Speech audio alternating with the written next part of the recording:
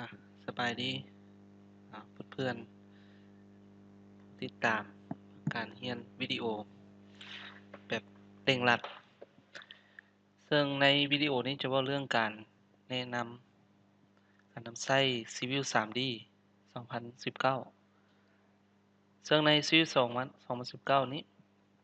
จะมีอาจารย์จะเอาข้อมูลให้นะมันก็จะมีชื่อโฟลเดอร์ตัวนี้เนาะคำว่า Data Civil 3D ในขั้นผู้ใดติดตามเนาะก็จะมีเอกสารที่แจกไว้แล้วซึ่งในไฟล์ตัวนี้มันจะมีเลขเนาะเลข0 1 2ไปจะมีพอยต์เนาะตัวที่0นี่มันเป็นข้อมูล Excel Excel มันอย่างก็คือ Excel ที่ได้จากข้อมูลจากการส่องกล้องจาก GPS ภายหลังที่เราไปเวียกภาคสนามใดหนึ่งเก็บข้อมูลหน้าดินหรือว่าขอบเขตที่ว่าจะมีการก่อสร้างหรือว่าแผนใดหนึ่งเพราะว่าโปรแกรม Civil นี่เป็นโปรแกรมที่ว่าใช้ออกแบบระดับภาคพื้นเนาะเรื่องก่อสร้างทางขวาคลองน้ำชลประทานเนาะระบบท่อระบบเลี้ยวสายส่งไฟฟ้าแห่งกลางแห่งสูงก็เวียกที่ดินต่างๆโอเคเนาะก็คือเบื้องต้นนี่โปรแกรมนี้มันต้องการข้อมูลก่อนข้อมูลอาจารย์นี่ก็คือเริ่มจาก Excel ส่วนทับอินนี่ก็มันจะมีส่วนของลำดับจุดเนาะคือจุดเจ้าไปนี่มันมีจุดที่1จะไปสำรวจนี่จุดที่1แทนให้หยังมันก็มีชื่อว่าแทนให้ยกตัวอย่างตัวที่แทนว่า RD เนาะ RD ก็เป็นทางเพราะตัวนี้เป็นรหัสนะเป็นรหัสเป็นโค้ดของของจุดนั้นนะหรือว่าชื่อเฉพาะอันนี้ก็จะมีตัวเลขเนาะตัวเลขตำแหน่งตัวทำอินนี่ก็คือเป็นส่วนของทิศตะวันออกทิศ E เนาะตัว X ก็ได้ตัวนี้มันทิศเหนือแล้ว latitude lat n ภายหลังที่เราไปสำรวจและเก็บค่าเป็นลำดับเป็นระเบียบนั่นนี้ตัวเส้นนี่ก็เทศให้หน้าดินนะหน้าดินอ้อมข้างโอเควันนี้ภายหลังที่เราเข้าใจตัวนี้เรามาเบิ่งโปรแกรมเนาะโปรแกรมนี้อยากให้ไปลงเอาเองเลยเพราะมีโปรแกรมให้โหลดฟรีใช้ได้30 มื้อบ่หรือว่าสิแคกก็ได้ในเบื้องต้นเนาะภายหลังที่เราเปิดโปรแกรมเราก็จะเจอหน้าต่างแบบนี้แล้วก็จะมีทั้งภาคส่วนโฮมเนาะก็คือเป็นเครื่องมือที่ว่าใช้ออกแบบใช้ปรับใช้เลือกสีอันที่2ก็แม่นตัวสำคัญนี่ก็แม่น Tool เนาะ Tool ก็คือเครื่องมือเนาะหรือว่า Layer ที่เกี่ยวข้องเพราะ Layer มันก็มีทั้ง Point เนาะจุดตัว Excel เจ้าสิเข้านี้ก่อนนั่นติตัวว่าเมื่อกี้นี่ได้จุดแล้วก็เราก็จะได้ตัวนี้นะได้ Topo หน้าดินต่อมาก็เป็นหลักหมายนะ Alignment Feature Line มันเส้นขอบเขตใดหนึ่งนะใช้เป็นพื้นที่ระบบท่อไปท่อน้ำประปานะคอริดอร์มันทาง CMD มันหน้าตัดทางนะ Intersection มันทางแยก Survey ข้อมูลนะจากกล้อง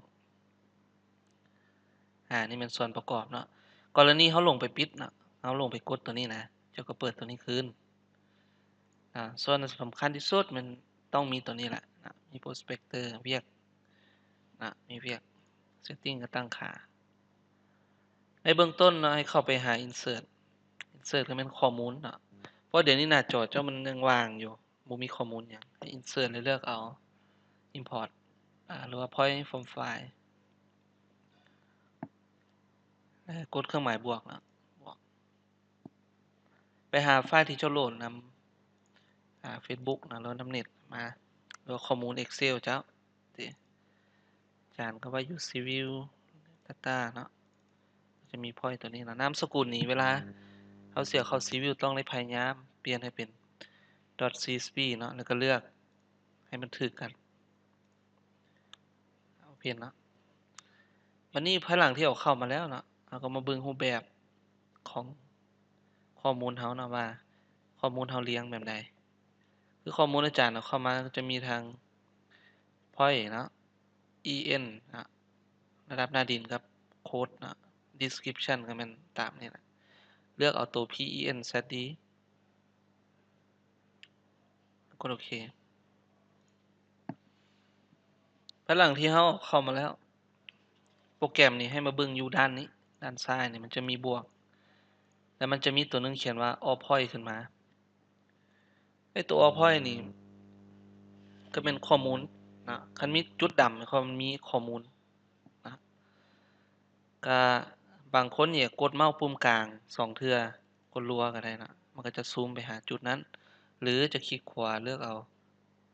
ซูม to นะประมาณนี้กรณีเราบังเอิญว่าเอาเข้ามาบ่เห็นจุดนะเราก็คลิกขวาซูม to วันนี้เวียกต่อไปนะเรามาเบิ่งข้อมูลเราคือเดี๋ยวนี้ข้อมูลเรานี่มันลักษณะเป็นกาคูณเนาะกาคูณแล้วบ่ฮู้ว่าแม่นหยังว่าจุดที่เจ้าไปสำรวจมันอยู่ไสเห็นบ่วิธีก็คือให้ไปเช็คคืนก็คือคลิกขวาใส่ all point edit point มันก็จะมีตารางคือ Excel หั่นนะกรณีข้อมูลตัวใดผิดก็แปลงพิมพ์ใส่นะอาจารย์จะบ่แปลงอาจารย์จะเบิ่งจุดนี้เนาะจุดทางนี้จุดทางอาจารย์เอาเข้ามาก็จะมีทางเบอร์4เบอร์1เบอร์2เบอร์3เนาะมี4เส้นก็ซั่นวิธีเราสินำเสนออยู่นี้เจ้าก็ต้องได้มาแยกข้อมูลเนาะก็จะมีทางเบอร์4และสังเกตนะว่าทางเบอร์4อาจารย์นี่ RDC นี่มันจะมีลำดับเนาะลำดับทางเบอร์4มันจะเริ่มแต่1หา4ลำดับเบอร์1นี่จะเริ่มแต่5หา6หา10เนาะคันผู้ใดบ่ทันหรือว่าบ่จื้อตัวนี้เนาะให้ไปเบิ่งมันจะมีเอกสารให้เจ้าไปโหลดมาจะมีตัวสไลด์นี่บ่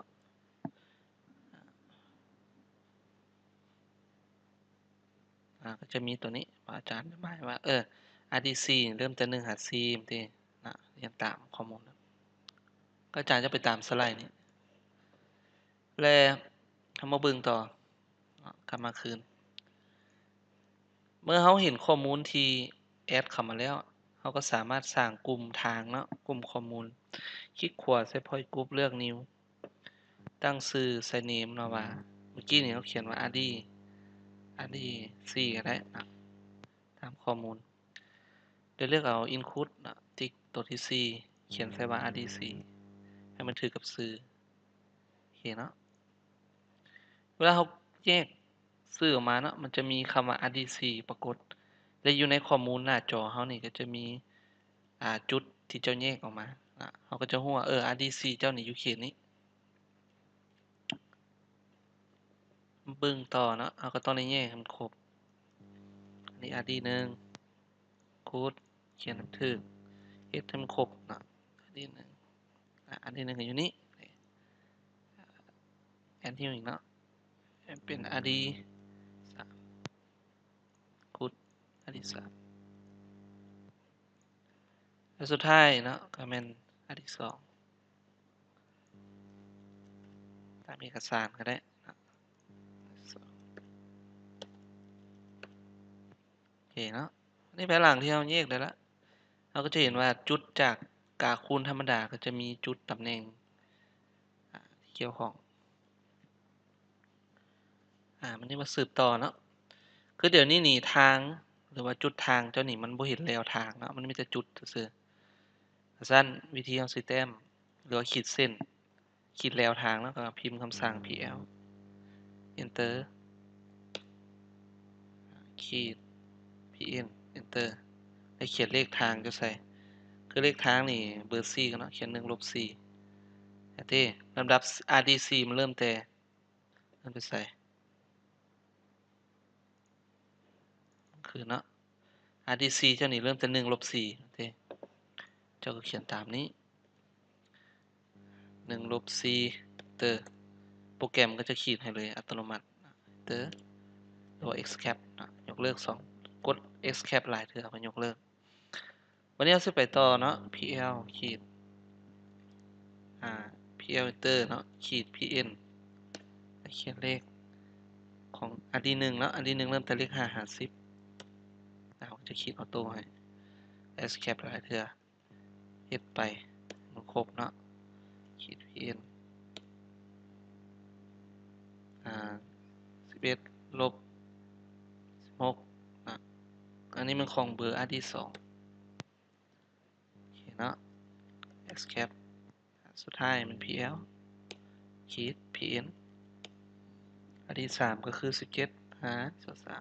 3ก็ถือว่าแล้วเนาะวันนี้เรามาเบิ่งต่อเนาะปัญหาคือเดี๋ยวนี้ทางเจ้านี่บ่จอดกันอันที่บนทางแยกนี่ก็สั้นวิธีก็คือให้พิมพ์คำสั่งเสื่อมยืดเส้นเนาะ ex คือ AutoCAD ex enter 2 บาทกดเมาส์ใส่เส้นอันนี้กดไปเรื่อยๆเนาะมันจะเสื่อมต่อ